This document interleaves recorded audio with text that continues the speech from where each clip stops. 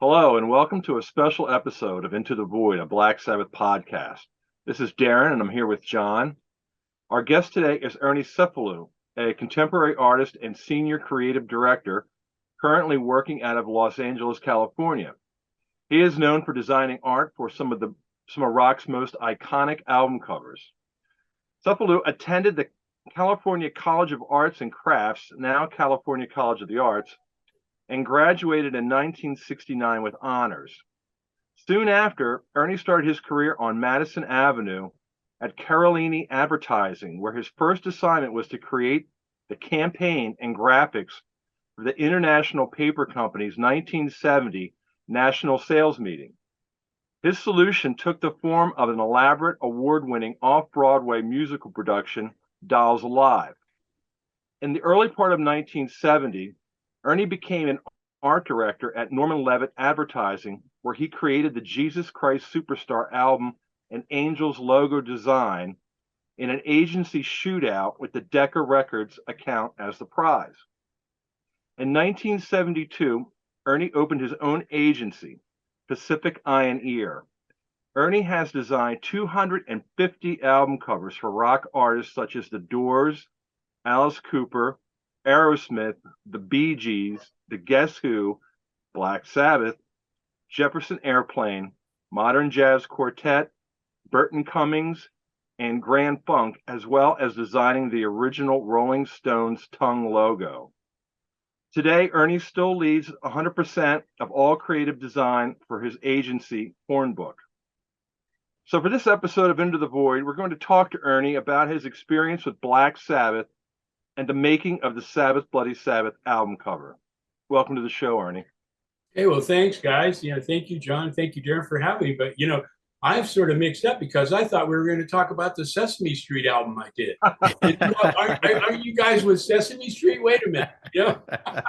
Well, thank you for such a great introduction, man. I mean, it's really funny because, I'm 78 years old and it just seems like yesterday that we were doing all of this stuff, and my hair was as long as yours and my beard was full, and and I was crazy on Madison Avenue.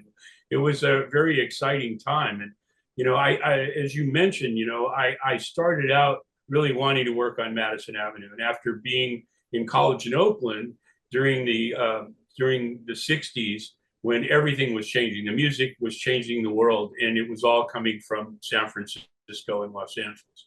And I was in an art school that was just a mile from the Berkeley campus and right across the bridge from Haight-Ashbury, where we used to hang out in front of the Grunt Records, which the Jefferson Airplane gingerbread house out there, the old Victorian house. And we'd sit out there partying all night. And then less than 3 years later, I'm inside partying with the group. I mean, it was really a crazy, surrealistic experience, the record business. And like I said, I never really started out to be in the record business, even though I was a big music fan. I wanted to be a creative director on Madison Avenue, which I was able to accomplish, starting with working for a couple of ad agencies and then getting that Carloni and Associates opportunity to do Dolls Alive, and then going from that to where it was the first use of the Stones' lips on an album package that we put together with the entire campaign. It was a half a day event with singers and dancers. It was like the Rockettes. Anyway, that opportunity opened up an opportunity with Norman Levitt, where I designed the Jesus Christ Superstar album, as you had said, in that shootout with the agency, and kept the account where we were there at Norman Levitt. Anyway, that sort of I had a headhunter that was very, very aggressive, and he would put me in a place where it was only there long enough to where he didn't have to pay the money back, and then move me to another place. And after the second time, I got a little bit leery of that, because you don't want to get that reputation of jumping, from one place to another. And I liked where I was, and this opportunity came up to where Jesus Christ Superstar was a big album. And everybody really sort of was aware of it. It was, the church was coming out against it. It was getting a lot of PR. And this headhunter called and said, hey, there's this great place where, they want to see your work. They know about what you did with Jesus Christ Superstar. And I had kept the Deckard Records account. And so the creative director that was there really kind of took me under his wing and taught me how to be a creative director and what I needed to do and the different, projects that he gave me. I didn't really want to leave. And he said, look, these guys just do album covers. They're really excited about seeing your stuff. So he talked me into going to the meeting, and it was at a company called Craig Braun, which was up on 53rd between Madison and Park, and which was a great location. It was this little 3-story brownstone. And I had gone in and, I was there for the appointment, made the presentation basically of the Jesus Christ Superstar album, because that's really, and I think I had a couple other littler packages that I had done after while I was finishing up Superstar, because Decca started giving us work. And anyway, so I showed the owner the Jesus Christ Superstar stuff, and he said, well, what else do you have? And I said, well, I have this, promotion that I did for International Paper Company. And I showed him the album. I had done an octagon album cover. And when you opened it up, the label on the record was the pair of lips that I had done for this project. And he started telling me about how he and Marshall Chess had grown up together in Chicago, and Marshall's now managing the Stones, and Marshall came to him and needed a logo. And his creative director came down with a nerve disorder that paralyzed him, and he needed somebody. So as I look back over my career, and as we'll talk about this, everything is like timing. Timing is what it's all about. Being in the right spot at the right time, and then hopefully you have the right stuff. And I was just blessed and lucky enough to do that. So, he had told me about how they needed a logo. And if I were to go upstairs to his art department and just draw a tongue on the outside of those lips, he thinks he could sell it to Marshall Chess and the Stones. So I went upstairs to his art department, spent about 15 minutes doing a sketch, put some teeth on it, went downstairs. He said, perfect, wait here. And so he went to Andy Warhol's factory in Lower Manhattan, where Marshall Chess was. And that his connection to the Andy Warhol and this whole Sticky Finger album was because he had done the sticker on the Berlin, on the the white label with the banana for Velvet Underground. Velvet Underground. Craig was a sticker salesman, and that he sold that sticker that could go off and on and off and on with the pink banana underneath it. So he was connected and familiar with Warhol's factory and the people there. And then Marshall wanted Warhol to work on this new album, Sticky Finger. And so they all got together down there, and Marshall showed him Craig showed Marshall the logo that I had done, the sketch. And Craig came back about an hour later and said, okay, you've got to, you're going to be doing the logo for the Rolling Stones. And it was like, okay, that's pretty cool. And so I did that over the next couple of weeks as a freelance artist. And then he brought me on full staff, which brings us to how did I get this Black Sabbath cover?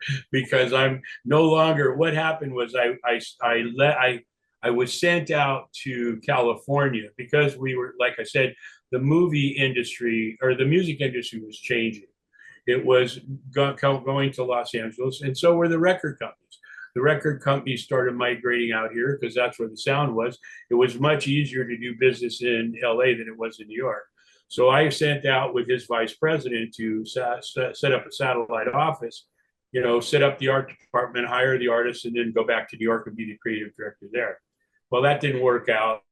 But in the interim, I had done the Cheech and Chong Big Bamboo album and also the Alice Cooper Schools Out album. Okay, in 1972, at the end of 71, his vice president and I left his company. And in January 1st of 1972, we started Pacific Pioneer.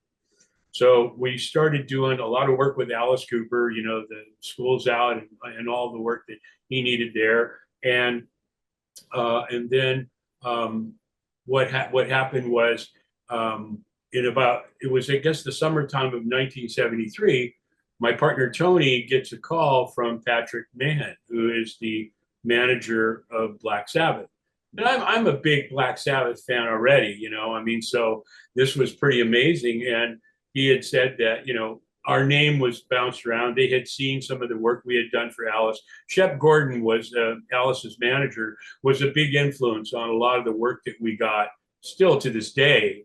you know, part of the Alive family. You know, they still use me for stuff when they need me. So anyway, he had heard our name and they were interested in having us talk to them about doing this new album. So Tony made an appointment for me to go out there. He was doing something else. So I went out to they had rented a mansion in Bel Air. And they, you know, I pull up. It was one of those kind of places that once you go through the front gate, it's like a 5-minute drive to the house. And you don't even see the house from when you go in the main gate. I mean, it was pretty elaborate. And so they had rented this, or leased, I guess, this big house. And I guess they were there earlier for a while, but it just wasn't working for them. And they ended up going to England, to Clearwell Castle, I think it was, that they started, you know, because they couldn't get it together on this new album. They just didn't find what they needed as far as a vibe for the place. But then they went to Clearwell Castle, did it, and then came back to Los Angeles to sweeten the recording and also to rehearse. So they went back to this huge, you know, massive mansion that they had rented, and on the ground floor was a big ballroom. And they had, and so I go to the front door, and this guy that looks like out of Rocky Horror Show answers the door and takes me into the house. And they said I was expected. They took me to the house and opened up the doors to this ballroom. And there they are, like on a little, it wasn't even a stage, it was a carpet. It was down on one end of the ballroom. And so they sat me down in a chair at the other end, and I'm watching this whole performance. I'm getting they were getting ready to rehearse. So I listened to all the music. And I think that partly was important for them, for me to hear it, you know, and it always is. As a designer, you want to know, you know, you want to be able to touch as many pieces of the elephant that you can so that you can best describe the elephant. So the more I knew about the groups or the individuals that I'm doing the work for, the better the end result. And that holds true in corporate America too, because album covers, 250 album covers, but I've done thousands of corporate pieces for companies like Kraft and Coca-Cola and Nestle. So I didn't really want to get pigeonholed as a album cover designer. I wanted to be more versatile, and you can very easily become pigeonholed doing album covers.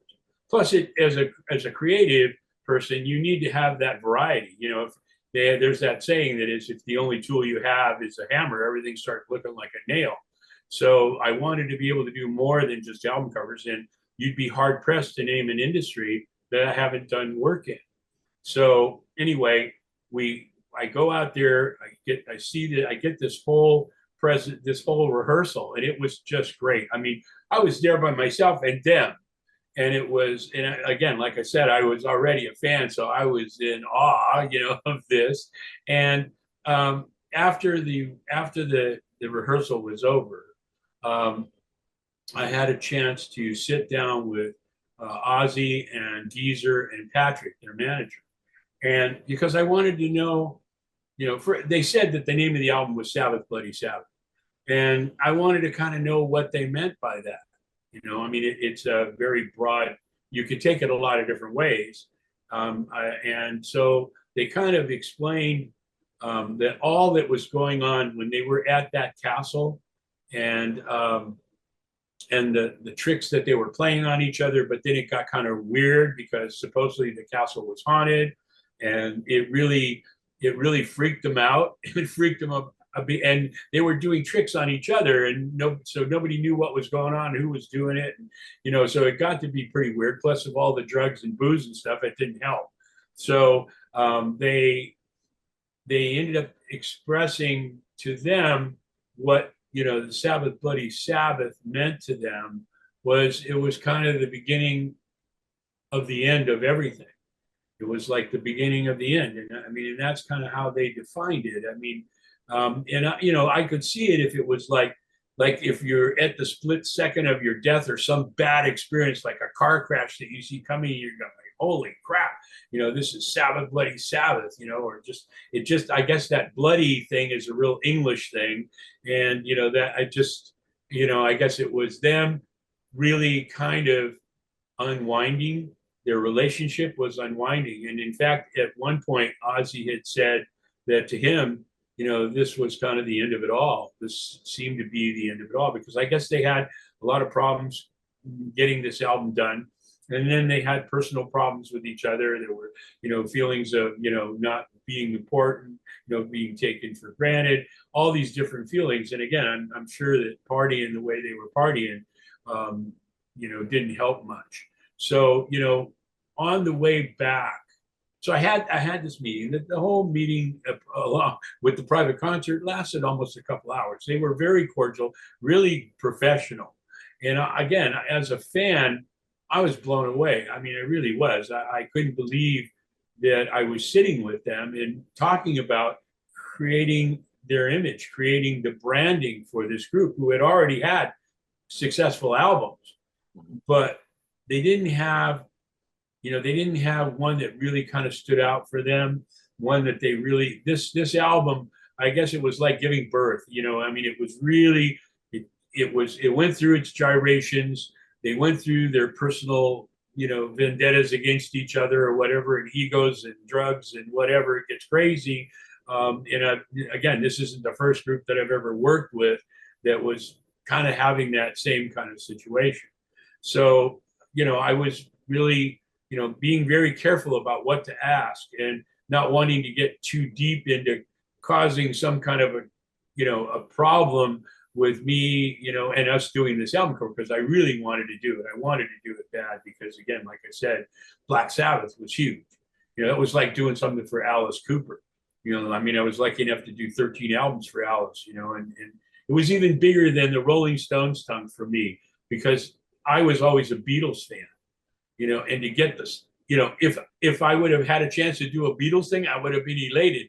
Rolling Stones tongue was good. I mean, I liked the Stones, but I liked the Beatles better. And back in the day when both those bands were in there coming up, one was the good guys, one was the bad guys. And that's kind of how the PR painted it. And whether it was real or not, didn't really matter. That was how the slant was put by the record companies and the PR. So, to be able to sit with these guys and have them really kind of get personal, I mean, there was only two of them and the manager, but, there was enough to get the vibe that, things were kind of touchy. It's kind of like living with nitro and glycerin, and you got to be really careful not to mix them and then smack them.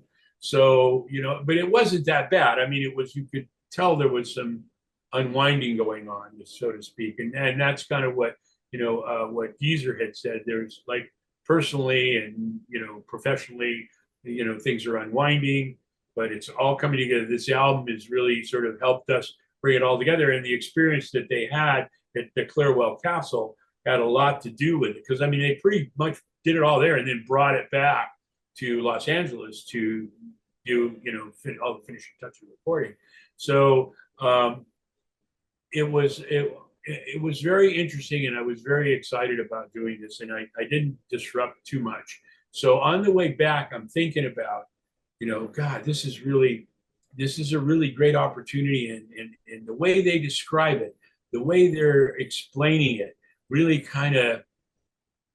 When I was in Catholic school, I went to Catholic school till the sixth grade, and in my first confirmation, my aunt had given me two prints, two kind of European-looking. They weren't Currier and Ives because they were more rendered, more pen and ink and color. Not like a Currier and Ives, but definitely kind of very, very English looking. And one of the prints was a good man, and the other one was a bad man, and both of them were at the split second of their death. And I found that I went home because it just really, it just resonated. And it's like, perfect. This is perfect.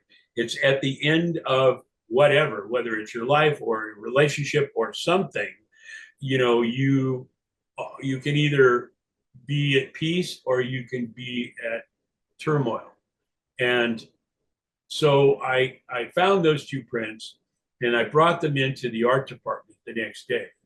And, you know, every time we got a project, no matter how busy we were, and we were getting a lot of projects, we were doing between 4 and 6 album covers a month. And we were doing at least 3 or 4 corporate pieces. So it wasn't just all album covers. And I was blessed. I had 5 illustrators that were amazing, you know, and each one of them went on to be very well known. In this case, Drew Struzan, I don't know whether you know who he is, but he's the most collected illustrator in the world. Yeah. And he's 2 years younger than me. And I'm reading that and I'm going, how could that possibly be with all these amazing J.C. Leyendecker and Norman Rockwell, and the list goes on and on of these famous painters and illustrators. And the whole reason was because Drew, once he left Pacific Pioneer, he went into doing movie posters. Yeah. And he became the most collected illustrator in the world. He is today the most collected illustrator in the world. And the pieces that he's done in the movie industry changed. He did to the movie industry what Andy Warhol did to fine art. He changed it, and it never was the same again. And Drew's style was developed when he joined Pacific Pioneer in 1972. And by 1975, he was very, you know, much in demand in the movie business. And it was okay because the record industry by 1984 had taken a slump for us. There was an overglutton of people that were doing what we were doing. When we started out in 1972, there were probably 3 companies, along with Hypnosis in England, who did all the Pink Floyd covers and stuff. So there weren't that many, so it wasn't so hard to be in the top 3. You know, it was like being, you know, the only horse in the race kind of thing. So for us, when the record business was taking a slump, our corporate business went through the roof, and it was kind of, again, being very blessed. The illustrators kind of left Pacific Pioneer and went into the movie poster business, because that was going from photographs to illustrations.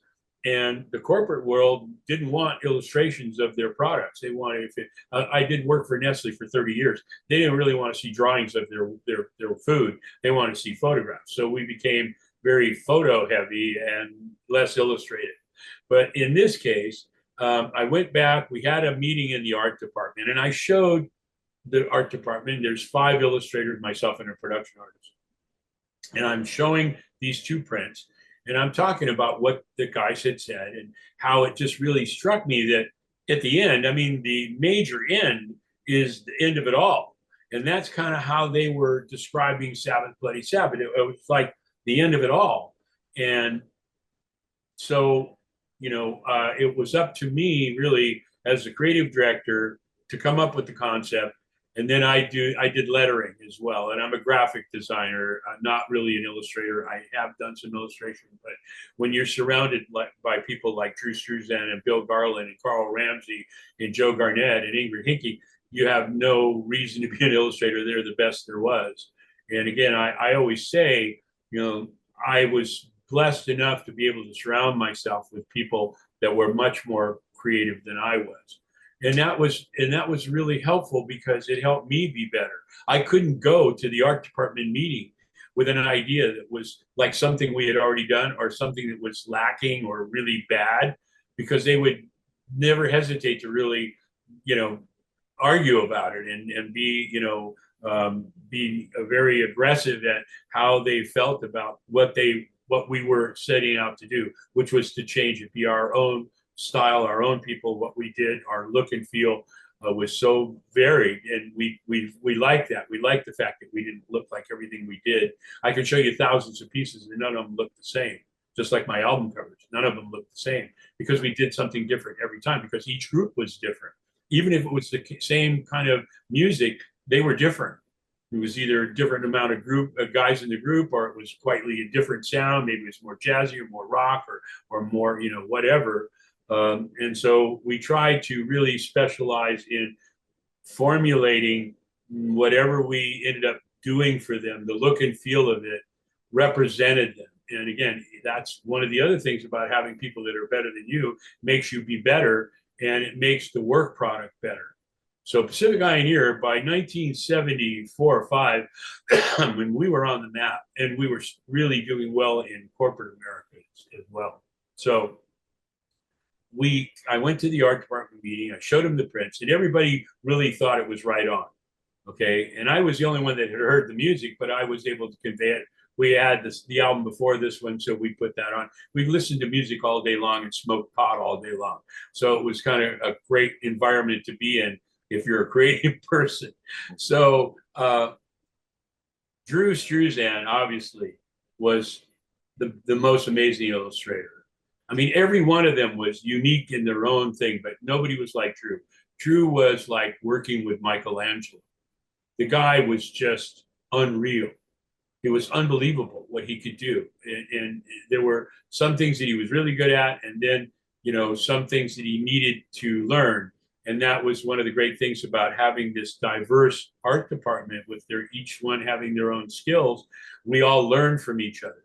You know, Carl Ramsey taught Drew Struzan how to use an airbrush. Drew Struzan taught Carl Ramsey how to draw the human figure better. You know, Bill Garland was amazing cartoonist, and he taught Drew how to do cartoons, and Drew taught him how to draw better people and stuff like that. It was amazing to be there, and over the course of about 4.5 years, watch each one of them, including myself, go, you know, beyond anything that I ever thought I could achieve.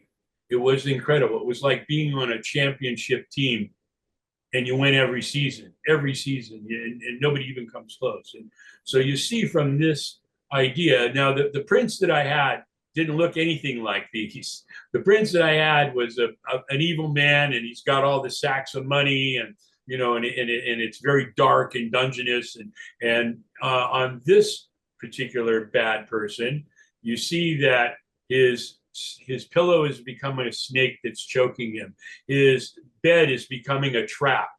And look at the tension of the fingers of the bed on the end posts of the bed. I mean, it's just tense. It's just really, and you know, Drew drew this really not looking at anything. I mean, he could sit there and talk to you for 5 minutes, and while you're talking to him, he's doing a sketch of you, and he turns around and shows it to you. It looks like you're looking in the mirror. It was that kind of crazy. And that's what I'm saying. I worked with a lot of amazing people in my career, but I've never worked with anybody like him. Never. And probably will never again. I'm 79. I don't know if there's going to be another Struzan that comes into my life. But, you know, the cool thing was that I taught him too. He was a fine artist. He came out of Art Center as a fine artist. He wasn't an illustrator. To fine artists, illustrators are whores because they will compromise their work for money. Fine artists won't do that.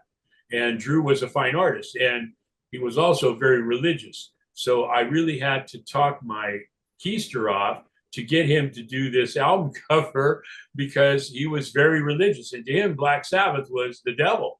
And it was even harder to get him to do Alice Cooper because Alice was with snakes. I mean, it was all demonic. And with the 666, man's imperfection on the headboard. And you know, I mean, once I convinced him that he needed to do it, because when he first came to me, nobody would give him a job because he was very religious. I mean, extremely religious. And we were all the rest of us were on the other end of it. You know, I mean, we were party animals and really kind of crazy and stuff. But the combination wasn't really offensive to either side. I mean, it was like when it was time for us to come together, we came together in an amazing way. And then we each had our own lives that we went back to, you know, when we weren't working together. And I think that's one of the reasons that kept us together for so long.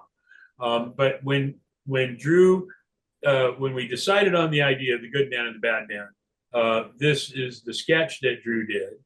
Okay. And then I did the lettering that went on that sketch. So we kind of took turns. He did the drawing, and we talked about where the lettering was going to go. And I did this kind of, you know, Gothic looking, you know, Old English kind of logo, which I thought was the most amazing, one of the most, Bee Gees logo that I did was amazing, Alice's logo, but this one was really, and it's funny because, and we'll talk about that in a little bit, about the logo and how it was changed and stuff, and how my feelings were about it. And again, the whole album was different than when it left us. It was going to have a white background on it. It was going to have that lettering on it. And it turned out to be, and Black Sabbath was big at the top and Sabbath Bloody Sabbath was smaller at the bottom. And when we saw it printed, it had a black background, and Sabbath Bloody Sabbath was up big and Black Sabbath was small. So I guess there was a decision made somewhere after it left our hands that they made, and was completely, a sucker punch for us, because we weren't expecting that at all. But again, that's their ability to do that. I mean, they're the group, they're the ones that they have to be happy with.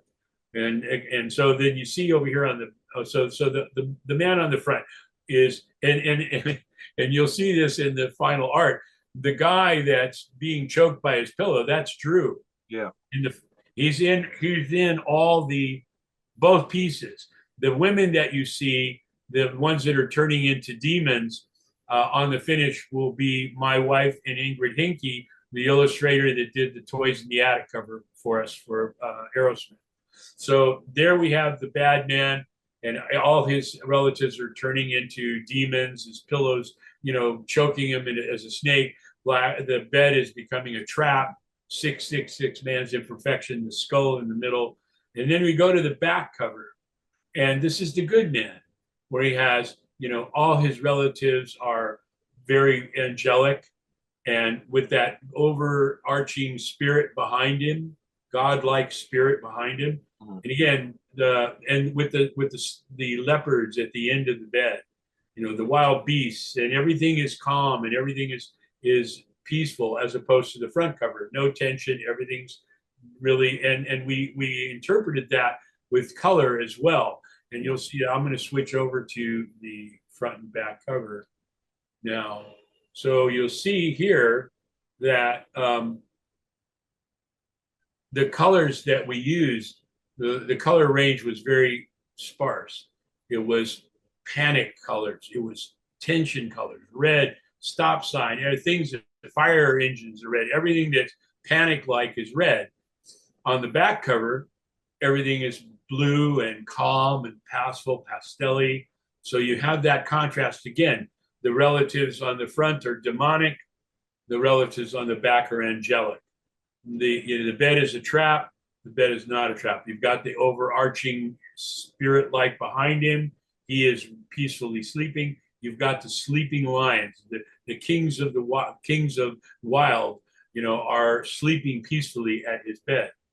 And the cool thing about these pieces is, and when we had our show at the Smithsonian in Memphis, the Rock and Soul Museum, we had an 18-month album cover art show there, where I had 125 of my 350 pieces at this show for 18 months.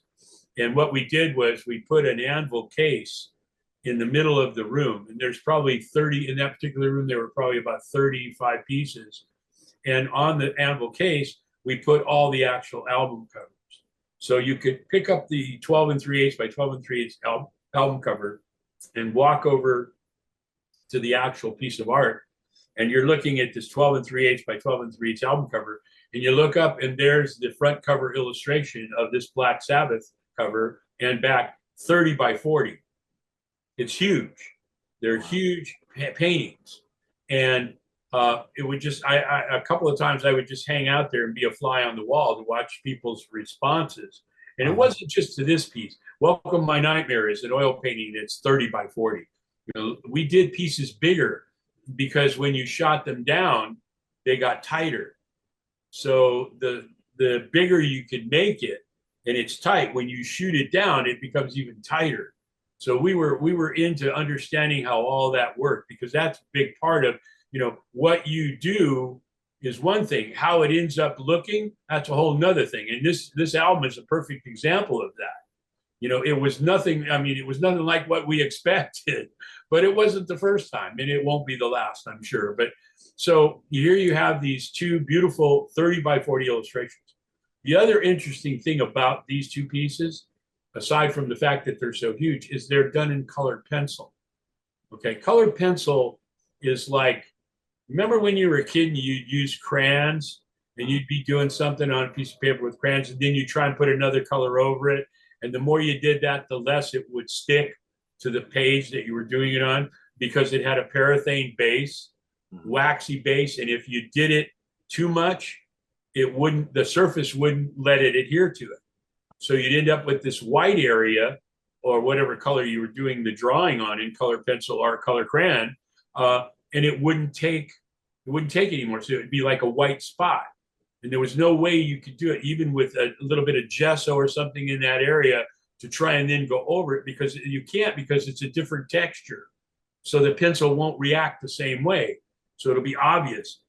He did these 2 illustrations in colored pencil, which was one of the things that he was really great at when he first joined us. He was an oil painter and a color pencil artist. And again, color pencil is very rarely used by anybody to do something like this, and especially so big. The only thing that's not color pencil on these 2 illustrations is the background ochre that you see over here and the background blue purple that you see over here. Those are acrylic. And again, this girl here on this side, that's Ingrid Hinke. She is a kids book illustrator and a fashion model and a swimsuit designer. And she did the Toys in the Attic album for us. She was one of the illustrators. The other women, the woman here is my wife, Bonnie. And this is Ingrid again here. Drew is in the bed. And Drew is in the bed on the front cover too, which is really ironic because he was so religious. I mean, this guy was religious. His whole, I mean, when we would have lunch, his wife and young son would come over to the art department and bring his lunch to him, and they'd sit there reading the Bible, and we're on the other end of the studio drinking beer and smoking pot. You know, it was a crazy, crazy environment. And Bill Garland, one of the other top illustrators working with, he used to dress up like a priest on the weekends and go hang out at LAX. And people would come up to him and, you know, talk to him. And he got off on that. It was really crazy. We were a crazy bunch of people. And to come together in such a way with these great pieces was really kind of, it was really kind of amazing, you know. And as I look back at these pieces and I think about, you know, the stuff that was going on, you know, when we were doing them, it was pretty incredible. And so we did these 2 front cover illustrations. And then I'm going to show you this. I'm going to go to this. And we did a lot of photo scrap. Okay, we had a Polaroid. This is one of about 6 different Polaroids. You see Drew there in the bed. There's my wife, Bonnie. There's Ingrid. And we did a lot of Polaroids and scrap that Drew would then do his drawing from, because this one had to be really exact. And so we used Polaroid a lot. And then what you see over here, when we had our museum show in Glendale at Forest Lawn Museum, we were there for 6 months. You see Drew here on the, let me see, I got to go this way. Here's Drew, here's Ingrid, and here's my wife, Bonnie. And there's the artwork on the wall, so you can kind of get an idea of how big it is. And each one of them, the girls, is pointing to the characters that they are in the illustration. So, and again, like I said, these Polaroids, we had a couple dozen. We did that a lot because it was easier. It was always good to have scrap to work from. Like if you needed a picture of, you know, somebody walking a dog, it would be easier if we couldn't shoot a Polaroid of it. I had hundreds of books, and we would spend hours going through books and tabbing them and the scrap that we would find, always looking for scrap. So the Polaroid came in really handy because we constantly were using Polaroids for a lot of the stuff we were doing, not just this particular album. And then we go over here to this last frame here that I wanted to show. And there's something interesting here that most people don't know. In fact, I don't think anybody knows, but this is the lettering that I did. This is the finished art. I mean, it's beautiful and it's big. It's big. Because again, we shoot it down, it gets tighter, it looks amazing. And I thought this was like, and I think even today, correct me, you guys are heavy metal guys. I think that this would be a pretty iconic lettering for, you know, heavy metal.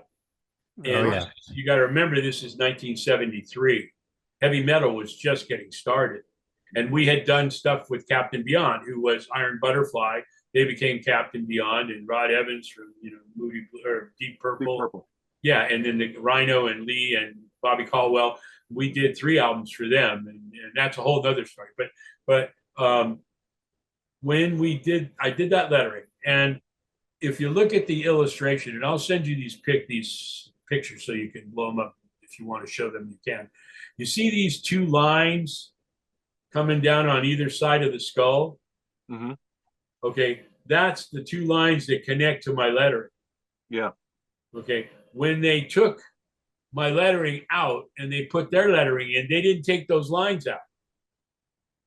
So if you look at the finished album cover, those two lines on either side of that skull are still there, but they have their own lettering, which is this lettering down here, which I never really liked. I mean, I understand that I'm a lettering guy, okay, and I'm very sensitive to letter forms and what they suggest and how they're presented, and how you need to use them as a tool to communicate. And I understand this SS, the Nazis, it's kind of got that kind of weird feel to it, but I don't think it has any place on that album cover.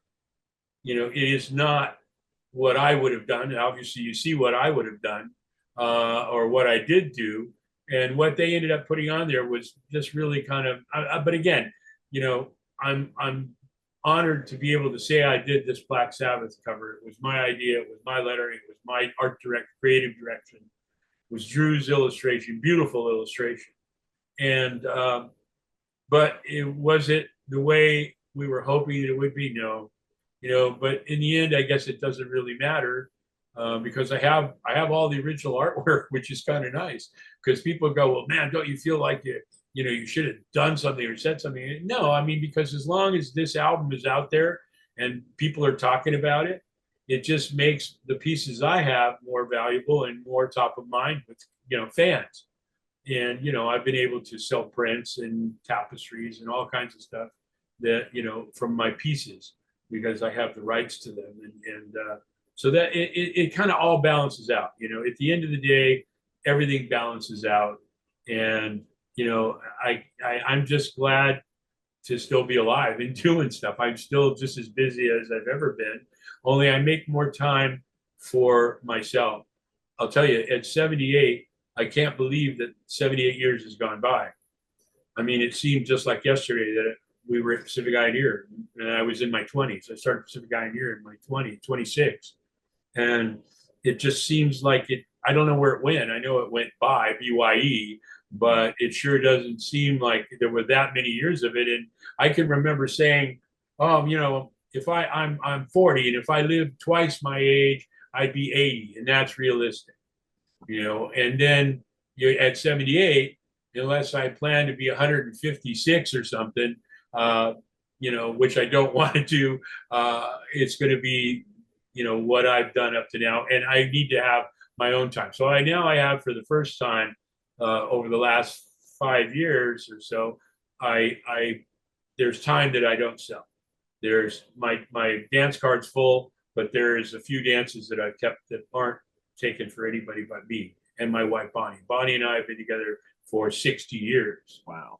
And she shared everything. In fact, without her, I would have never done anything that you're seeing, or any of the other stuff. It was her determination and her putting her foot down when I was ready to run away from adversity and failure, who taught me how to don't run away from it, sit and figure out why, and then don't do it again. And she's been very aspirational and the love of my life.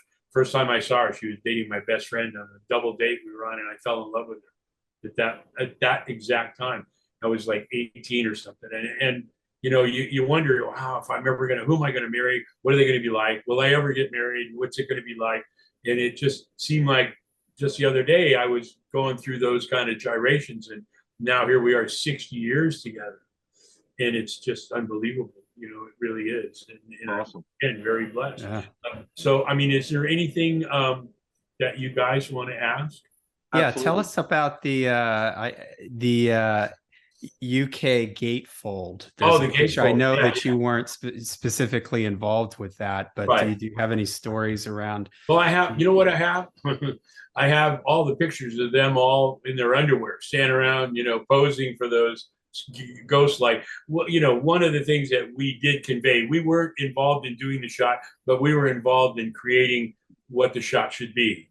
and we had talks with Pat, and we had talks with, the photographer, and we talked about, how we should have, if we could find a 4-post bed and we could take the pictures of them from the waist up without any clothes on, in these kind of, translucent kind of poses, spiritual like, it would be great to give them to us and we can superimpose them with that bed of the shot of the bed. So what that is I've got 3 or 4 rolls of film of all of them in these different poses, standing around in their underwear during the shots, smoking cigarettes and joking around with each other.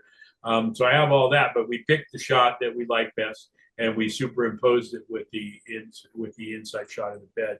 And that was only used in UK and Europe, I guess. It wasn't released in the United States. It was only a front and back in the United States. And I don't know why, because that really I really liked that inside spread. I thought it was pretty dynamic and sort of told the rest of the story, Yeah. So, but yeah, that we were slightly involved in that. We weren't as involved as the concept of the whole package. But again, you need the concept, no matter what you do with it, whether it's an in-store piece or it's an ad that you're doing or a tour poster or something. You need that initial concept, that initial branding that represents the group and what they're all about. And I think we really achieved that on this cover, as we did on a lot of the covers that we did. I mean, not every keeper is a winner, but I have 250 children and I love each one of them for reasons. Well, this one is definitely, when you talk to Black Sabbath fans and they're ranking the album covers, this is my favorite Black Sabbath album cover, and I know it is for many fans. So this is a very iconic cover, and I'm glad to hear that the original print. You still have the original print. I guess it's still out there. No, it's actual art. I have I have 350 pieces. I have the world's largest privately owned original album cover art collection. Wow. Has Black Sabbath, did they ever reach out to you again after this album to work with them again? It's funny you should say that. There's a guy named Colin Newman, I think his name, Colin. He reached out to me about 3 or 4 months ago. And we were talking about this album. And he was Sharon Osbourne's father's accountant. Okay, when she was the secretary for her father. They had signed Black Sabbath. So I think he's still with her. He's still with her. And they reached out to me to see if I had the artwork, and I did. And then they're telling me about how Sharon has this amazing collection of art. It's real high end, and she might be interested in buying these pieces. But first, he wanted to let me know that I talked to him a few times for hours, and how they were, he wanted me to talk to this guy who was a creative director in England that's putting together a box set. And so I had a conversation with them. But before that, I never really, what happened was I had this conversation, and a creative director that was putting this box set together was just like really very nice and stuff, and said, I can't believe that we're actually going to get the high resolution images and all that stuff. And I said, well, hang on a second, because I don't give those images to anybody. Because if you have the high res image, you can go ahead and make prints, you can do whatever you want. And I own those. This is my artwork, and I'm not about to give it to you to do it. And that's the last I ever heard from any of them. So, that they reached out to me, or at least their representatives reached out to me. I never talked to Sharon. They never gave me they didn't even ask how much I wanted for the 2 pieces, but they're expensive. They're $150,000 a piece. Yeah. I know it sounds like a lot, but when you think about the value, it's the provenance. It's 2 museums, the Smithsonian, Forest Lawn, both very prestigious museums, and the fact that the most collected illustrator in the world did them, and they're the originals. There's only 1 each. So when you start thinking about it, it's like, and I've sold some pieces. I've got a couple of guys that are album cover art collectors, and when you really sort of come down to it, it's about generational wealth. When you're talking about a piece like these pieces, this is generational wealth. You buy these for $300,000, and 10, 15, 20 years from now, they're worth $3 million. When I was trying to write some verbiage for the website that I have that sells the pieces and prints and stuff, I went out and bought some books, some magazines on collectors, magazines for fine art, antiques, and stuff like that. I wanted to pick up some of the verbiage that they were using. Like, instead of saying this is for sale, it's for acquisition. It's ready for acquisition.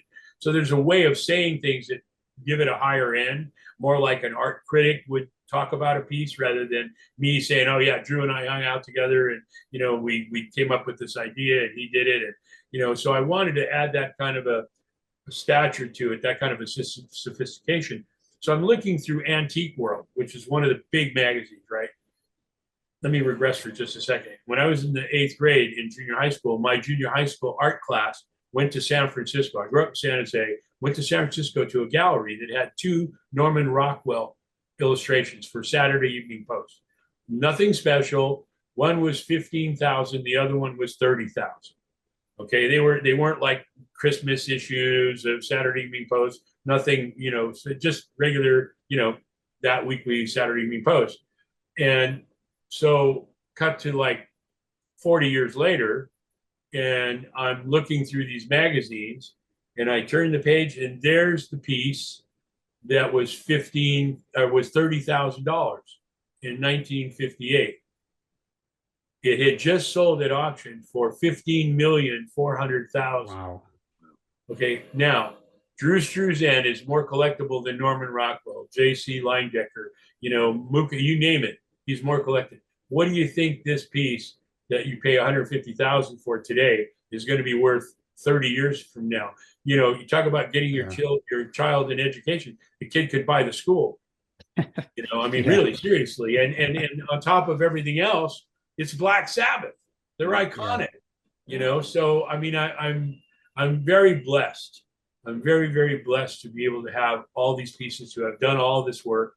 And, you know, my corporate work, like I said, is probably 4 or 5 times more than these pieces. And the interesting thing about the corporate stuff, those pieces, a lot of those pieces, I've got 77 original Drew Struzan pieces in my collection. 77. It isn't like these are the only ones. And a lot of them are really big. And so, you know, those kinds of things end up being very, very valuable. And he did a lot of corporate pieces, which is also interesting because people know about the movie posters. When it comes to Drew Struzan, Google him, you'll see. If you haven't, I mean, it's amazing, his work, you know, and they know he did movie posters, and some know that he did album covers. Nobody knows that he did work for corporate, where I have all the corporate pieces, because he only did corporate work for Nestle and Kraft, you know, all these other companies that we did, you know, Shipwreck Kelly's, and it goes on, the list of corporate pieces that we did together. Flying Tiger Air Freight. When Chenault's Flying Tigers during the Korean War came back, they started an air freight company. And we did all their advertising, branding, and stuff. And I've got a 23-piece. Drew, we did a slideshow for their salespeople, and Drew did 23 illustrations in the style of Jack Davis from Mad Magazine. And he never did anything like that again. I got 23 pieces, all in that were part of this slideshow. So I've got pieces that are pretty iconic, and then they're even more iconic because he never did it again. He only did it one time, and I haven't. The other thing is he never made a mistake. On all the pieces that we've ever done, he never made a mistake on what he was doing. And the only time he did something twice was when we did a Tony, Orlando, and Dawn album. There was no Photoshop or anything, and we needed to make Tony bigger in the illustration. We did the finished illustration and everything. Tony wanted to be bigger because it was Tony, Orlando, so we had to do a second illustration. I have both of those, you know, and it's just, I mean, I'm so blessed, man, to be able to be, you know, doing what I've done, loving what I do, you know, keep on making history instead of becoming it. You know, there's plenty of time to make history when you're dead in the grave, but I want to, as long as I'm vertical, I want to keep on creating history, and I'm still doing it, but in a much different way now. You know, in a much more less tenuous way. Well, you certainly given a gift to music lovers. The art on these album covers and the logos Yeah. marry so well with the music. I mean, I'm wearing, I don't know if you can see it. Oh yeah, you're welcome. Yeah. My nightmare. Awesome, awesome. T-shirts, posters. I mean, it becomes one and the same. Yeah, And with Sabbath Bloody Sabbath in particular, I mean, that album cover just matches so well with the music. So it's, what you've contributed is just as important as the music. I mean, we process these things, and if you're a visual person like myself, I mean, it's really important to have these two components working simultaneously. So yeah, and I appreciate it's that. amazing. It really is. I'm very humbled by that, and I'm just been, again, like I said, lucky enough to be in the right spot at the right time, and have the right skill to do what I needed, and surrounding myself with people. I mean, I've had people say, "What's the smartest thing you ever did?" Smartest thing I ever did, I didn't realize I was doing. I put people around me that were better than I was. And I said that earlier. I mean, it's true. If you surround yourself with with turkeys, you're never going to soar with the eagles. Right. So, you just have to make sure that in each one of those people, every person that worked at Pacific Ioneer over the years, and it's still today. I mean, I'm more, there's just a couple of us, and it's a guy that's been working with me since '85, and he does all my computer finishing. I'm still old school. I do sketches. And then, and I'm sort of like John Henry and the steel driving machine, where John Henry's competing with a machine that can put spikes in the railroad thing faster than men. And he ends up dying, but he beats the machine. And I'm kind of like that. I'm constantly, figuring out ways to still stay relevant. And sketches is definitely one of them. And then creative direction, art direction, ideas, that's it. Because no matter how good an illustrator you are, if the idea isn't good, it's just another piece of work. Each one of the pieces that we've done, I think, is kind of falls into that category of uniqueness, even if it's a group that you've never heard of. And there are a few of those. There are quite a few of those. Not all 350, or all not 250 covers were done for superstars. I was just lucky enough to get the Doors and Jefferson Airplane and Grand Funk and Alice, and all these other Black Sabbath, all these pieces, these Jesus Christ Superstar, the Rolling Stones song. I mean, it goes on and on. And it's very gratifying for me to be able to say, hey, I was a big part of that, but I was a piece of it. It wasn't always all me. Never. I've never done anything on my own without being influenced by others around me. So it's really, the creative process is just that. It's a process of people coming together and sharing ideas and being able to come away with taking something that's good and move it to great. And that's sometimes that's a hard thing to do, but that's one of the things that was our mantra at Pacific Ioneer, taking good and making it great. A lot of people are just satisfied with good. And today it seems like good is kind of taking the place of great. And every once in a while you get a great thing, but even the corporate work that we did is great. It really is, and unique, and just as unique as the album covers. Again, trying to get completely involved with the product, the consumer, understanding what it is that we're selling and who we're selling it to, the messaging, all that. I've become quite a marketer as well by working with Nestle and Kraft and Coca-Cola and companies like that. Yeah, I work with marketing people, some of the brightest people that are running major companies today. And that's the other thing. I'm staying alive in corporate America because these people I met 30 years ago are now running major corporations, and they're bringing me in to do the work. So I just did a bunch of stuff a year or so ago for Ocean Spray for about a year and a half with them, and created some really great stuff. And, so and that guy I met 3 companies before at InBev. I used to do a lot over 3.5 years for InBev, the largest beer company, Beck's, Bass, Stella Artois, Kokanee, all these, beer brands, Brahma. And I was going every other week to Connecticut. I would be a week in California, a week in Connecticut. I did that for 3.5 years, and was part of the internal team there with InBev and Beck's. We took Beck's from your grandfather's beer to a big selling beer, and then it sort of slipped back into Never Never Land, which it happens sometimes, and especially in corporate America. You get them going, and then they think that they can do it without you, Yeah. and then they go off, and it goes right into the dumper. It's great, but Or you get an ad campaign that runs for a certain amount of time, and then it kind of loses steam, and then it reverts back to what it was. Yeah, well, and usually why that happens is because the team that created the first thing is gone. They get rid of them. They don't need them. They can do it without them. I mean, I've had that happen so many times. But I've also been very lucky with companies like Nestle. I mean, I worked in 5 of their 6 divisions. Their Northern American headquarters was in Glendale, and we rented a space right next, like 1 block away from them. And my partner and I at the time would make a bet on who could walk through the building and come out the other side with the most work, because we were working with all these different divisions, and we were competing against Chiat-Day and all these crazy groups, big agencies, and we were constantly taking work away from them, and it was kind of nice. We were the smallest vendor on their 16 agency vendor list, and we were taking a lot of work from Leo Burnett, Chiat-Day, McCann Erickson, all these big agencies, and then there was David Hale. That was the name of the company after Pacific Ioneer. Pacific Ioneer lasted about 14 and a half years. Okay. And my partner at the time went his way, I went my way. It wasn't a good ending, even though it was a great partnership for about 12 of those 14 and a half years, it was a great relationship. But then, like everything else, it happens to bands all the time. It happened to Black Sabbath. Sure. You start unwinding, man. You start finding little things that become irritable, or things that should have been done and weren't. The heart isn't in it anymore.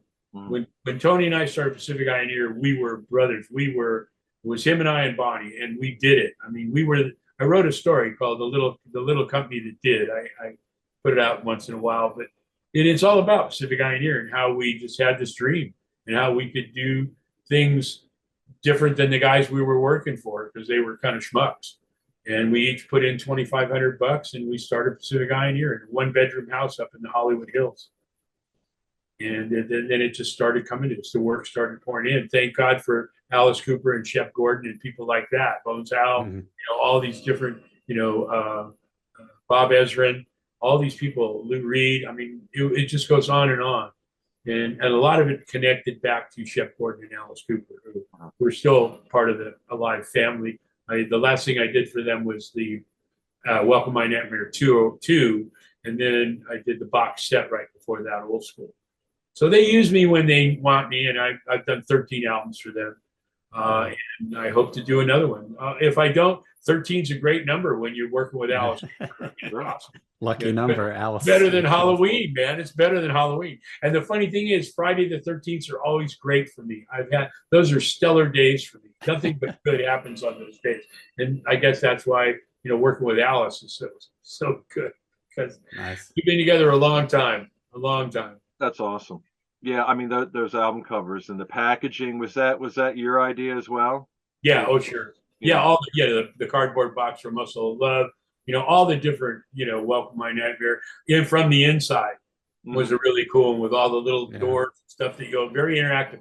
One of the things that I always tried to do, and a perfect example of that, 3 perfect examples are the From the Inside album with all this interactive stuff, the Doors Full Circle album, which you punch out and make a zoetrope that sits on top of the record and turns around and you see animation, and then the Jefferson Airplane Long John Silver, that the square folds up into a rectangular cigar box that you clean your pot in. So yeah, construction was always something that I really loved to do. And, was there when they were putting the zipper in the Rolling Stones Sticky Finger album. I was really, really, I felt that my job as the person that's creating, I needed to create the link between the musician, their music, and the fan. And they created an audio link. I needed to create a visual link that would connect that fan emotionally to that particular album or that music. And that was, and I carried that over into corporate America, and it's worked very well. It's helped me to make sure that I'm selling. I know what the design needs to be to sell to a specific audience. And I learned that on Madison Avenue, and then really perfected it in the record company and in corporate America. So it's been an amazing trip, and it's not over yet.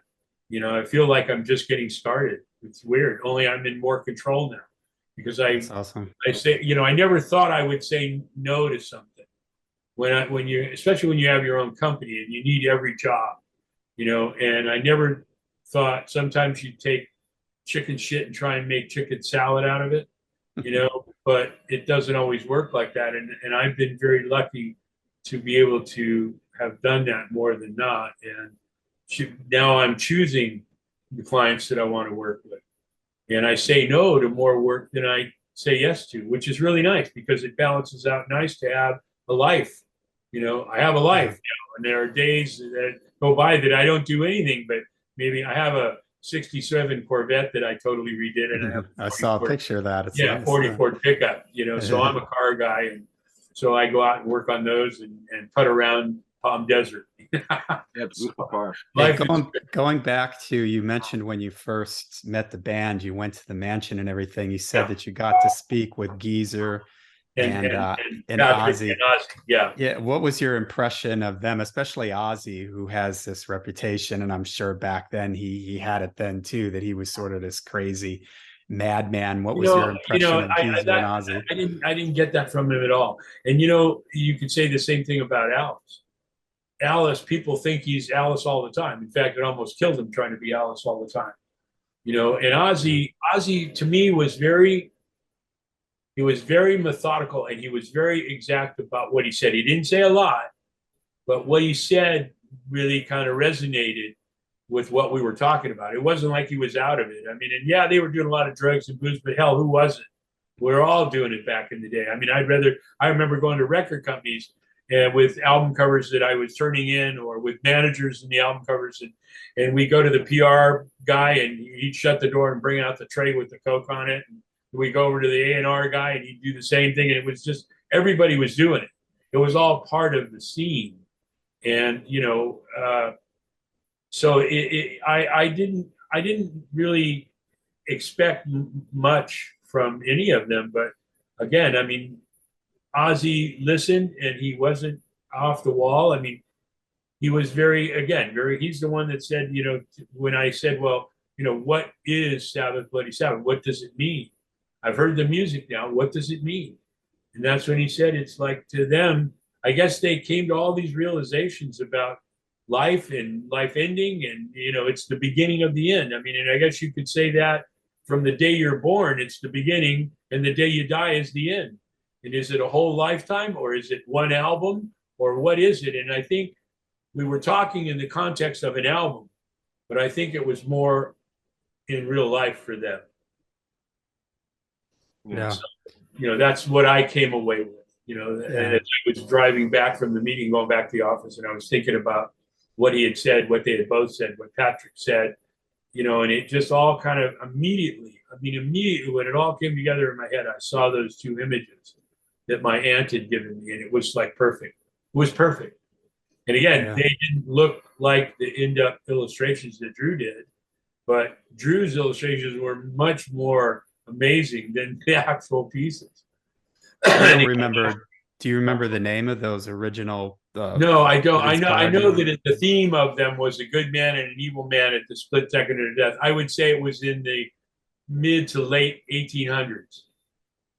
It was European prints. They were glossy, and they were linear. They were line drawings, but they had color in them, not like a Rackham, or not like a. They were more like a Rackham than a Courier Knives. Courier Knives always had kind of pastel-y colors. It wasn't very punchy. A lot of landscapes and stuff and line, But these were more different. They were like real 1800s drawings.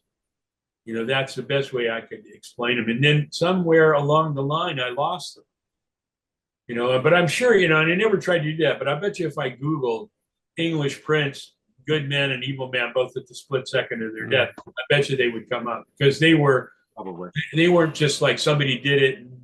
They were they were manufactured. They were more than just a set that I had.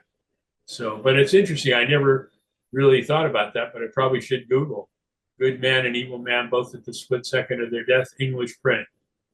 And I bet you they'd come. We'll have to do that and see if we can Yeah. find it. The original print that you have of Sabbath, Bloody Sabbath, I know that you mentioned at one point you had like an art display where you had a bunch of your covers and stuff on display. So does the Sabbath, Bloody Sabbath original, does anybody ever ask you to put that like maybe there's a show or something? Oh, yeah. It's these two pieces, along with about 125 other pieces that are all framed and matted. The provenance to those is this, and all 125. They've had 2 museum shows. One in Glendale at the Forest Lawn Museum, which is a very prestigious museum on top of a graveyard in Glendale, which is really weird. But a very high-end museum, highly respected. And then the other one was the Smithsonian, their first satellite museum in Memphis, Tennessee, at the Rock and Soul Museum. I had an 18-month show there. And then there have been 3 gallery shows. Gallery shows anybody could have a gallery show. They're not very prestigious, but it's important. But gallery, all you have to do is rent a space and promote it, put some pieces in it, and now you've got a gallery show. Museum shows are completely different. You have to be invited to a museum show. You can't just, show up and they're going to give you a show. They're usually 2 or 3 years scheduled out, and it just so happened that I had some friends in Memphis, influential friends that were friends of the curator of the Smithsonian there. And they had brought me and about 100 pieces to Memphis to a company called Art and Speed that had all these classic, amazing cars, classic cars, about 100 of them. And they had this big facility in Memphis, and we had a show there. It was called Art and Speed, and we had about 100 pieces displayed in this big showroom with all these muscle cars and stuff. It was amazing.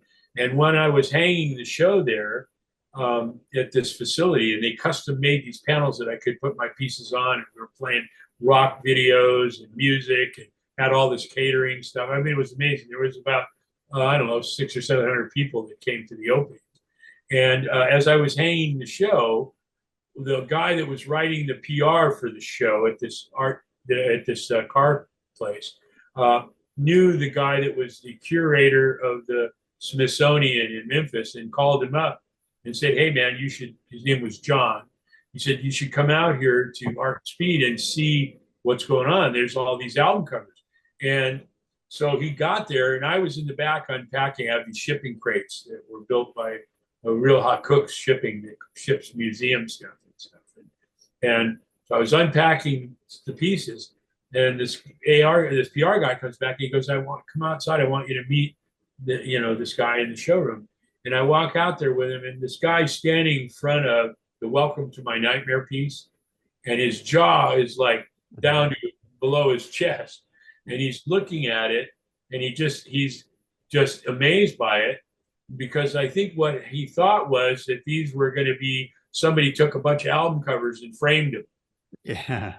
And here's this original artwork. And that's when he said, "Hey, after your show here, would you consider having a show at the Smithsonian?" And I said, "Let me think about it." Okay.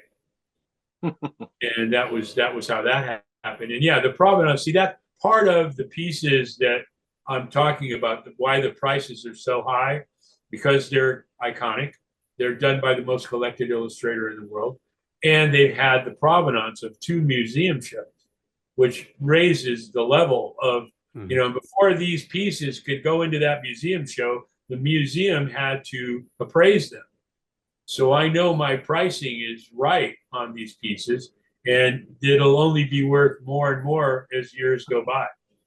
So, museum shows are great. I'm working on 2 more, hopefully one in Boston and one in Carlsbad. So we'll see where those go. But I'm always looking for that kind of an opportunity. And again, there's not so many pieces around anymore. There really aren't. Most people, I lost 23 pieces in a flood in my parents' basement. You know the $1 billion bill out of $1 billion babies? I lost the artwork. The Joe Patagno illustrations for both sides of that bill were lost in a flood in my parents' basement. I lost 23 or 24 pieces there. A few of them were Struzans. Wow. But, I mean, I stopped feeling bad about those and the ones that I gave away before my wife and my partner stopped me, because I became friends with all these guys, and they go, man, I want that. Can I have that art? Sure, here you go. And it was just that kind of, that was how you rolled back then. And then my partner came to me, and Drew Struzan told Bonnie to come to me and say, look, he's giving away stuff that's going to be your future. And he was right. He was right, because he became so famous, and so did Bill Garland. Every movie poster that Drew didn't do, Bill Garland did. Those guys did really, really well. And Carl Ramsey, too. And Joe Garnett, God bless him, he's passed away. He was a great illustrator. And so was Carl. Carl has passed away, too. And, it just makes you realize that time is short. And I want to make sure that I take advantage of every waking minute and sleeping minute that I have left. I'm, 78, like I said, there's not, I'm down the other side of the hill kind of, but not creatively. Creatively, I got my chops. I still have them. I'm doing great. I'm doing a lot of packaging now for different clients, and I got a medical marijuana. I got 2 medical marijuana clients. I'm partners in a third one, and I have a CBD client, and I have a magic mushroom client. So those industries are the fastest growing right now in a crappy economy, but they're growing faster than anything, and big money's coming into those industries, and I'm making a name for myself there. It's great. I don't know whether you guys have ever heard of Granddaddy Perp, the purple marijuana strain, but I did all of for the last 12 years. I'm partners with the initial grower of that strain. That's amazing for pain and stuff. I have bad hips from car wrecks that I had because I'm a car guy, and that just makes the pain go away. So I make my own edibles, and I eat them, and I'm mellow all day long, and there's no pain. Cool. Well, we certainly appreciate. I want to talk to you a little bit about. I'm here for us, so thank you. Oh no, you kidding? I love it, man. I love talking about this stuff, and I love talking to younger people too, because they're discovering it, and that's the other thing. These things, as long as people have ears and eyes, my stuff will live forever, because they discover the music. Every generation discovers the music, and then they discover the art. The art goes with the music. So if I drop dead tomorrow, I feel really great, because I left my mark. I've left an incredible mark, and it'll live on long after I'm gone, which is amazing. And isn't that what we all want? We all want to be able to say, we were here. I want to be more than a headstone in a graveyard that people stop coming to put flowers on. It's not what I'm about. I want to be able to leave a mark so that when people look at it, go, wow, man, this guy did some stuff. You were going to ask me a question. I'm sorry. I didn't. Yeah, go ahead, Darren. Okay. So the original logo, or the Black Sabbath that you had for Sabbath Bloody Sabbath. Yeah. A few months ago, I bought a box set called The Hand of Doom, and it's a picture disc of all the albums, well, at least the first 8 albums. When it showed up at my doorstep, it was in a cardboard box, and that logo was on the front of it with the skull from Sabbath. Really? Sabbath. Yeah, I don't know if you were aware of that, but no, I wasn't. No. Repurposing that logo on this particular package, and I was surprised to see it, because I've always liked it. As soon as I saw the original, which you just showed us in one of your slides, right, I was immediately drawn to that, because it's such an organic letter form that I thought really went well with the art itself. It wasn't as stiff as I guess you would call it, the Teutonic typeface that ended up on the final album cover. You're seeing those now, right, on the screen? Are you seeing those? Yes. Yeah, they're out there. Okay, now. good. Because I haven't shut what I'm looking at, because it's bigger. If I shut it, it gets real small. So I just want to make sure you guys see it. Yeah, I'm surprised. If you could take a picture of it and send it to me, that I would love it, because I always thought that it was really perfect for them, and it was, like I said, I was really disappointed to see that it wasn't, but it happens before. I mean, people just take it and do whatever they want, I mean, and so, and it's so funny, because I had a very good attorney. I have the #1 attorney in the state of California for intellectual property and licensing rights. And he's like $1,100 an hour. And the guy is really smart. He saved my ass a couple times. And he said, you know, really, with them changing it the way they did, you could go back and sue them because you created it. They changed it, and they're not supposed to do that without asking your permission. Yeah, I was going to ask you about You know, that. and so, you know, the last thing I want to do is get in a pissing match with the Black Sabbath or even a pissing match with the Rolling Stones. I mean, Sure. God bless them, man. Let them use it. I got paid, you know, we did that album. Guess how much we did that album for? Lettering, illustrations, all in. $500. No, a little bit more than that. 5,000. No, 3,500. Wow. Yeah. And now those two pieces are worth 300,000. Now, here's another thing that's kind of curious to me. So I have the first pressing, the UK pressing of the WWA. Okay. On the very, and this is something that I just became aware of, that there are two versions of the back cover, not the art, but the credits. On the very first pressing, Pacific Eye and Ear isn't credited on the back. Oh, really?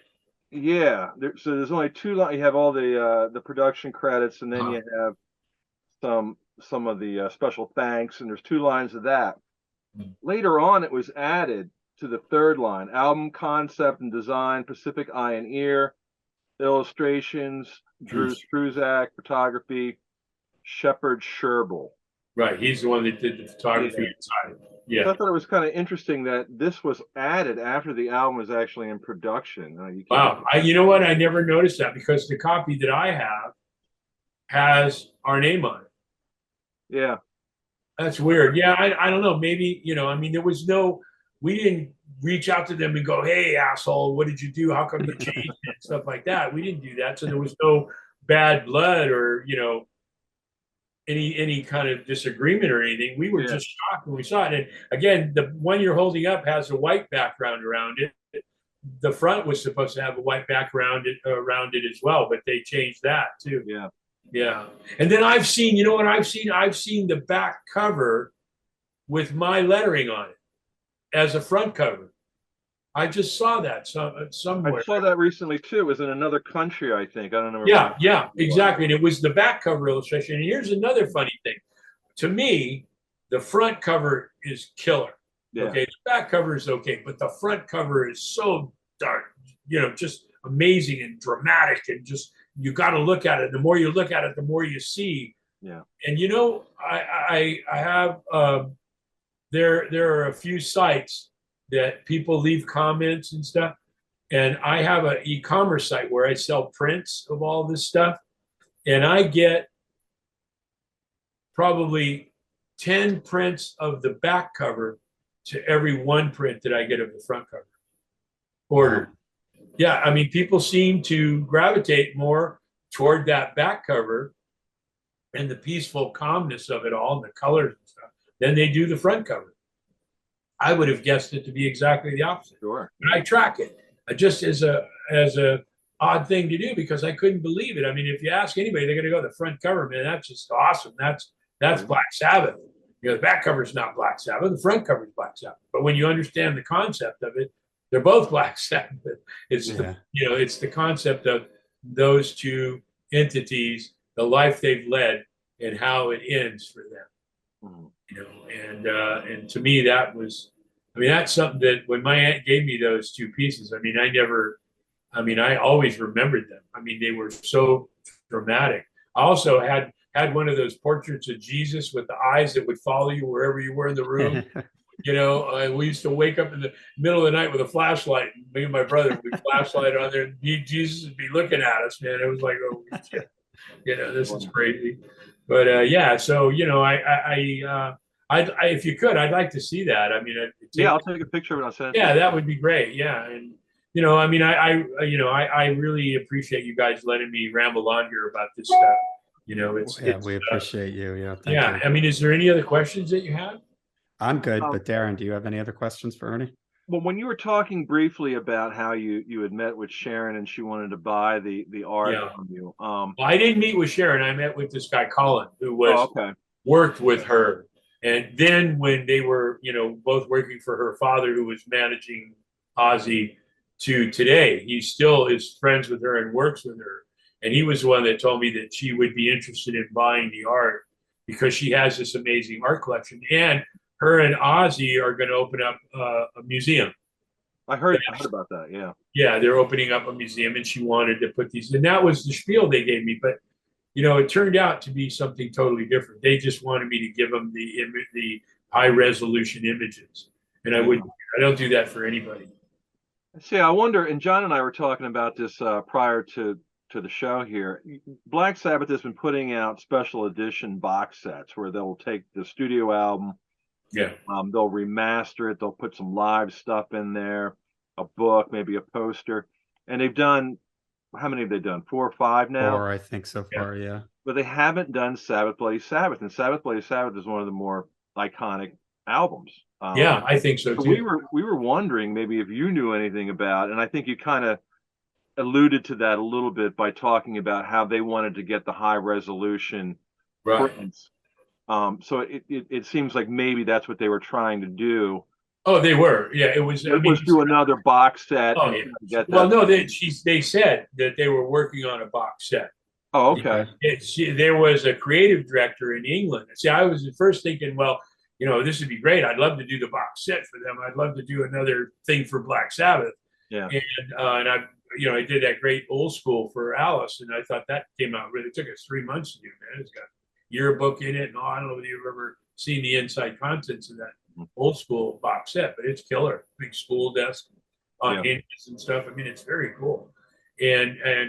My first, it was kind of like the way he was painting the picture of like, wow, this is going to be great. We're going to do this great box set, and he didn't say there was another person already doing it. In our second conversation, he didn't mention anything about Sharon being interested in it, but he wanted me to meet this creative director that was putting together the box set. And I've been screwed so many times. As soon as I hear certain words, the little antennas go up. I mean, it's 78, man. I've been screwed by some of the best there is. And so I can sniff out right away. As soon as he said, this creative director, we're on this call, and he's going, oh man, I can't believe I'm meeting you. I love your work. I'm a big fan, and I can't believe we're actually going to get the high resolution images for this. And I'm like, no, that's not going to happen. I appreciate you liking my work and all that stuff, but it's not going to happen. I don't give those to anybody. And I said, as an artist, I'm sure that you understand. I'm not trying to be confrontational. I'm not trying to hold out for money. I'm just saying that once those images are out of my hands, that's it. Anybody could do it, And so, and even the prints I make, I have embedded.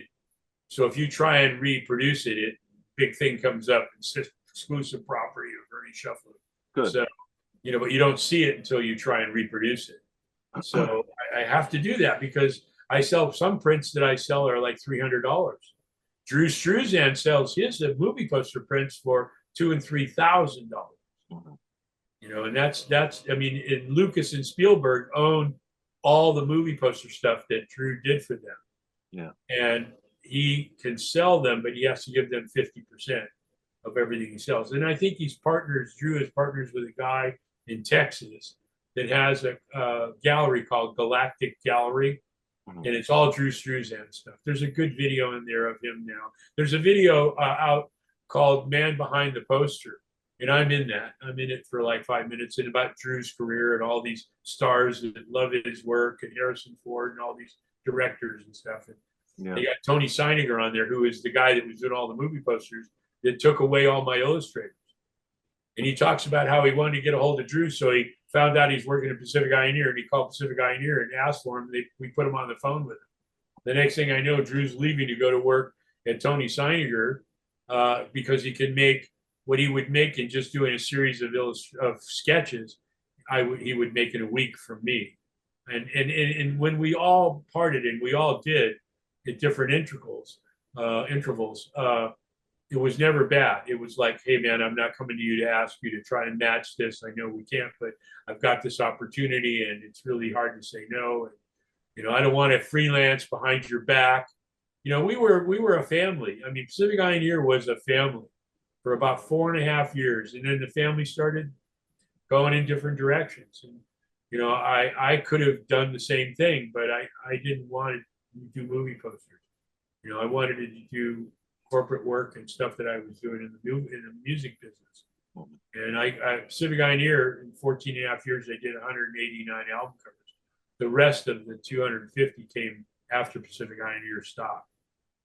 And I continued doing, because I had, you know, Alice, and, you know, made friends with musicians the next time, Kenny Rankin. You know, a lot of people kept Black Oak, Arkansas. They came back I did 9 albums for them, 5 albums for Kenny Rankin, 3 or 4 albums for George Carlin. You know, I mean, I've done a lot of, you know, crazy stuff, and I enjoy it. You know, I enjoy doing that, but I also enjoy, you know, doing corporate work as well. So it keeps you, you know, open-minded, and you have to think, you know, now things that would take me, it's really funny because I just did this the other day. I have a new client, and they have this project, and there's only so many problems. And if you've got all the solutions, it's just a matter of finding the problem. You know, I'm not in the position to look for the solution. I have the solution. I just need the problem. And what used to take me sometimes days to come up with and stuff, now I do it in a matter of an hour or two, just because there's so many and so many ways to do it. And I've become so good at what I do, you know, and not coming from an egotistical standpoint, but just from reality. I found that I've become very good at what I do, and I can do it very quickly. And that's, you know, that's another piece of the fact that I don't need to do anything on the computer. I've got a guy that's one of the best computer guys in the world, and he just makes my stuff. He's been making me look good for a long time, because I'll just do a sketch and give him the sketch, and he builds it in the computer, and it looks like, oh my God, this is beautiful. And for clients, it's great, because if they hire somebody to build something for them in a computer, some concepts for something they need, you know, they'll sit there and spend hours building 3 or 4 things on the computer, and I can do 10 times that in less time in sketching, and show the client the sketch, and the sketch is good enough to convey the concept, and then I give it to the guy in the computer, and he finishes it. And, you know, we're like an old married couple, man. We dot each other's I's and cross our T's. And it's great. It's great having that. It's like being back at Pacific Pioneer. And he used to work at Pacific Pioneer, so we've been together for a long time. It's great. Yes. All right. Well, Darren, do you have any more questions for Ernie, or should we go ahead and wrap it up? All right. Well, Ernie, thank you so much for your time. Yeah. We really appreciate this. This was really fascinating. For everybody listening out there on the podcast, I'm going to be posting some excerpts from this discussion on my YouTube channel, Layer the Alchemist. So make sure you go out there, check the YouTube video, because Ernie had some images that he was showing in the background while he was talking.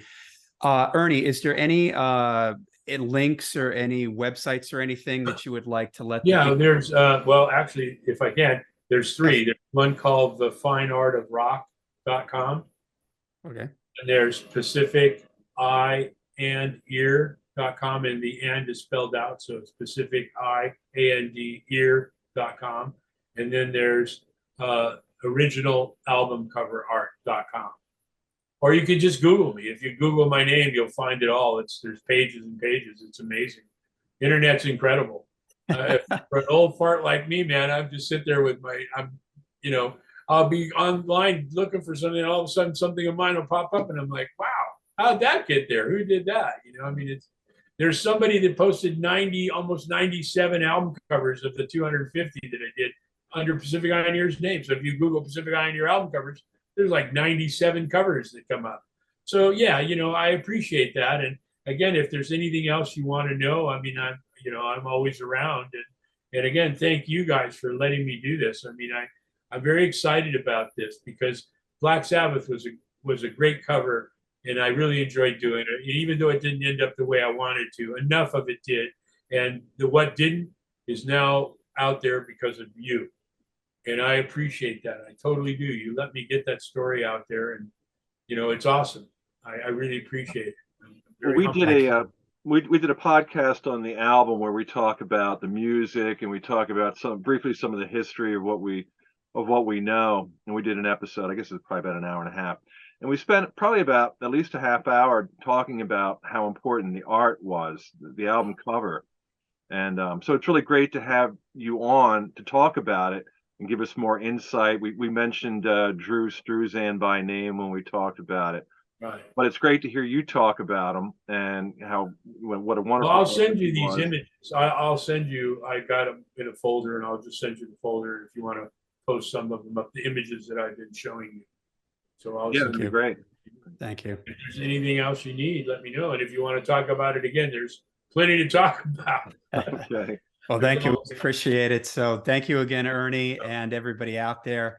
I'm sure you all enjoyed this conversation as much as we did. Stop on over on our Facebook page. We've been talking about this, and we'll be talking about it some more over there also. So thank you again to Ernie and to everybody out there. And we'll see everybody at the next podcast. Sounds like a winner to me. And let me know that information, and I'll post it on my Facebook pages and social media too. Yes. And I'll be linking in the description of the podcast and on our YouTube video. I'll have the links for the websites that Ernie mentioned where you can get more information on him and his work. Thank you, guys. Have a great evening, and we'll see you when we see you. Okay. Thanks.